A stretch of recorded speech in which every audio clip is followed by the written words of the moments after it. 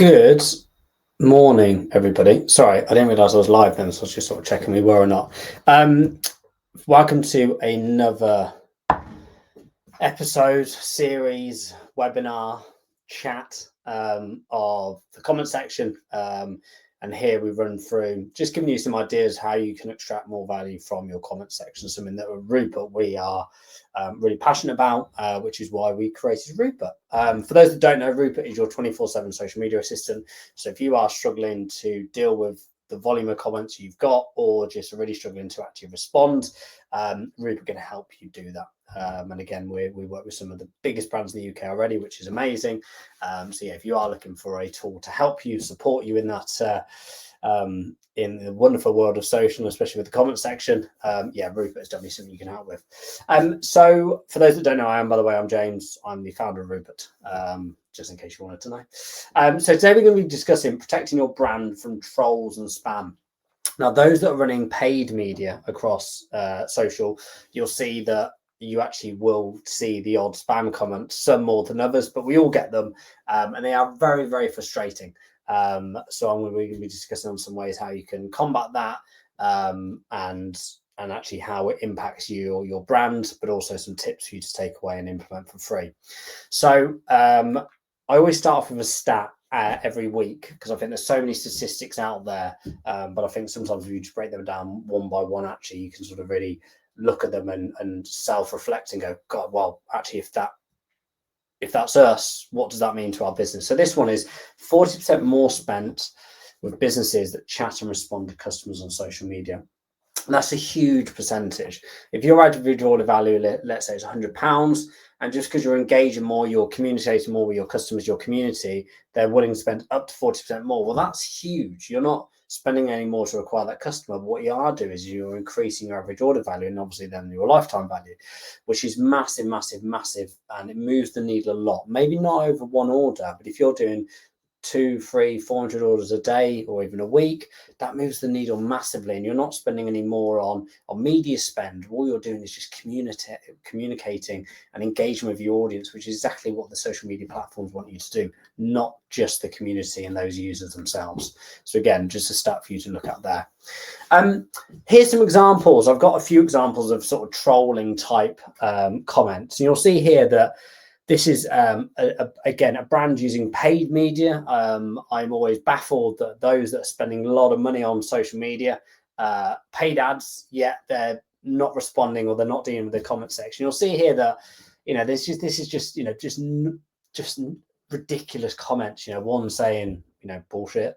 The next one trying to say Diddy, which is weird, actually. The P Diddy thing. I don't know if anyone else has noticed this, but on a load of my ads, and I've seen on client ads, we're seeing this nice try Diddy. Really, really strange. It's like spam central. But again, it just really looks pants on the brand, especially if you're leaving it there and neglecting it. And again, the third one there, which is, wonder what drug they are pushing, it's just spammy trolling type comments. But this is affecting their brand. These guys are spending money on distributing that to more of their customers and their audience. Yeah, again, they're just leaving them to be neglected, which is crazy. So protecting your brand from trolls and spam. So I always break this down into three. And why protecting your brand from trolls and spam can make or break your brand's reputation. Now, I know that seems quite quite out there, but it really can, especially on social media. There's so many brands that have killed themselves on social because of how they're perceived.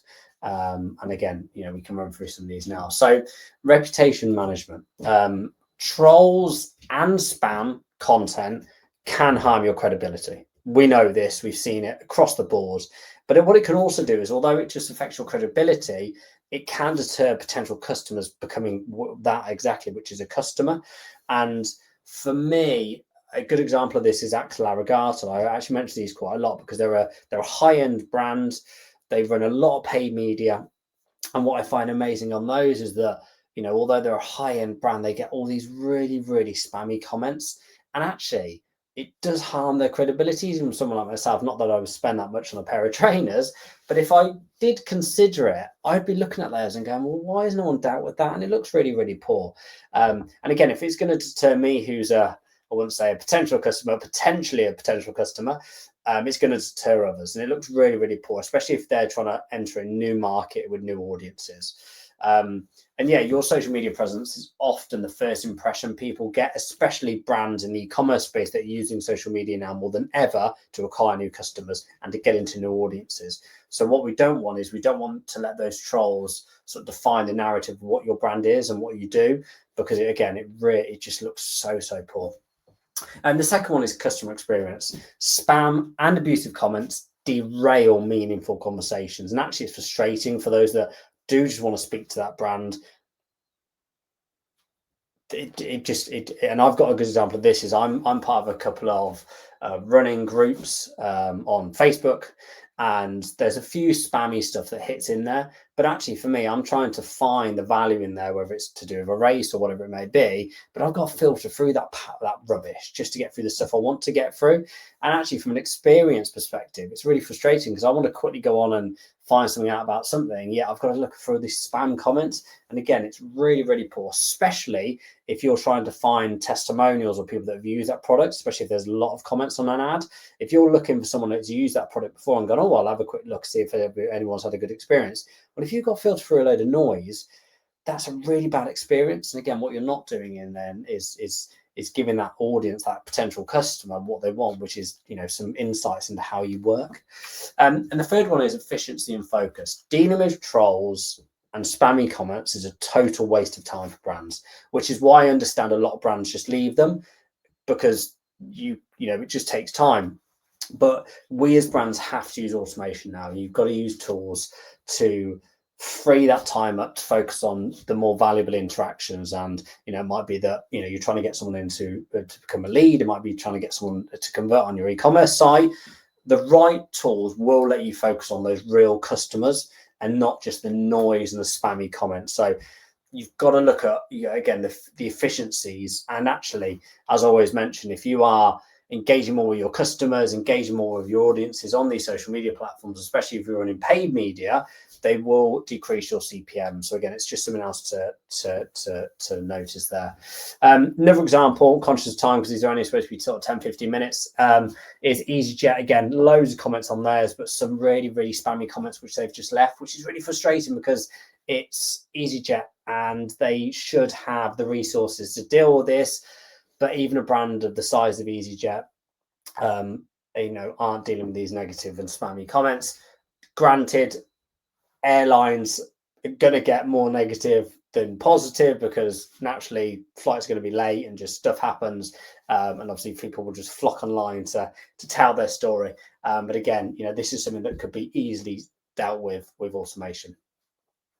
So strategies for effective comment reputation. So again, always break these down into three. Now, these are 3 tips for you to take away and implement.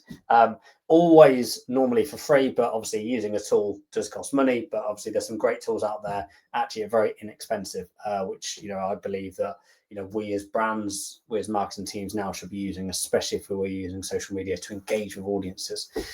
So the first one is leveraging keywords. Now, this is something you can do for free. Now, in the back end of all platforms, you can put in keywords to filter, which will flag spam. It will automatically hide, should I say, any spam, trolly type comments, any offensive language, or a lot of swearing. But unfortunately, as we all know, one word isn't always put in the right context. So yes, swearing is easy. You can just put all the swear words, ask ChatGPT to write every single swear word in the English dictionary. If obviously you're in different territories, you'll have to go overseas and obviously use ChatGPT potentially to get those. But there's obviously quite a lot. And obviously there's misspellings like the one we saw earlier, which is bullshit. It's quite hard you wouldn't have put that in a keyword filter. So it is something you can do. There are some limitations, like I said, to it, is that it is just that keyword. So yes, it will help with the normal swear words, but my caveat to that is, do not think that this is sort of the holy grail of just stopping this coming through. Unfortunately, they will come through because, like I said, one word isn't going to put context to everything. The second one is use AI-powered comment moderation tools. So Again, using AI tools to efficiently categorize and respond to comments, allowing you to engage meaningfully while filtering out low quality interactions. So again, something that Rupert is anything that we classed as trolling or spam or negative or complaints. Rupert will quarantine those comments in real time, giving you, the brand, time to respond. One in a previous life, when I used to spend a lot on paid media, my clients used to have a real issue out of hours and over the weekend, and I didn't think it was fair for brands to be negatively affected with bad comments when they don't have the time. Well, they're not online to respond. So that was one of Rupert's key features, which was just giving that brand time to breathe, think about a response, especially if it's out of hours, and then respond when they're back online. But again, there's so many comments out there now, especially if you're running paid media. So again, you've got to be using tools now to be able to help you as you and your brand do this. We use tools across the board, whether it be your accounting software, whether it be obviously Shopify. There's loads of different software we use. But again, the comment section is one that we're not utilizing. So again, I would recommend you utilizing them more. And the third tip is create a community engagement policy. Now, if you're part of a Facebook group or you've got a group, you'll already have those policies in place. But I think as a brand now, outside of sort of engagement policy, in terms of those types of policies, we should have our own policies internally, which is establishing clear guidelines on how we deal with comments. So it might be, what's your response time? We're going to respond to every single comment within a 48-hour period or 72-hour period. It might be looking at actually what the tone of those responses are. For example, if you look at some really good examples of brands that go back and quite quirky responses, like Ryanair as an example, they've got a very different tone on social than they have on other platforms. So again, look at actually what those guidelines are. Obviously keep consistency. And again, it might be that you look at all your comments and go, okay, we're only going to reply to the positive ones. We're going to hide maybe the really negative ones.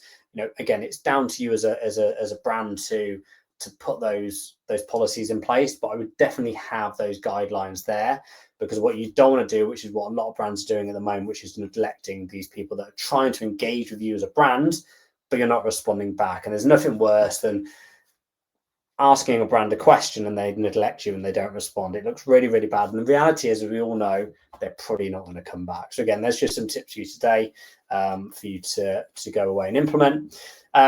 Just one more example before we go. Again, this is a small jeweler. And again, it's really interesting, this one, because they had some really, really good comments on this, which was really frustrating. But then they had this one comment from Mark, who was just basically just being a bit spammy, which is trolling, which is, hey, look how small it is. Again, something they could dealt with. They could have gone back potentially. This brand could have gone back with a really good comment. So when people see that, go, actually, no, it's not as small as he's making out. But again, it's left. What an opportunity there. And there are so many opportunities in the comment section that we as brands need to start finding, because it's such a shame, especially when we are using social to acquire new customers. And that is the end of it. There you go, 30 minutes, bang on, between 10 and 15. If anyone's got any questions, we don't get many ever, but if you have, put them in, which would be great. Next week, again, we do this every Wednesday, 11 a.m. We're going to be discussing social proof, the role of comments in building trust. There's some really, really good examples of this, actually. So why showcasing positive interactions drive customer confidence and sales, which is, again, we're all online, especially those using social. We are using social to acquire customers and generate more revenue. So again, there's some real good stuff we'll go through on that next week. But for those that are here, thank you for listening. If you want to try Rupert, go to Rupert.digital. We've got a big update coming today, which is really cool. But any questions, give me a shout on LinkedIn. And yeah, I appreciate you listening today. Take care. Have a good day.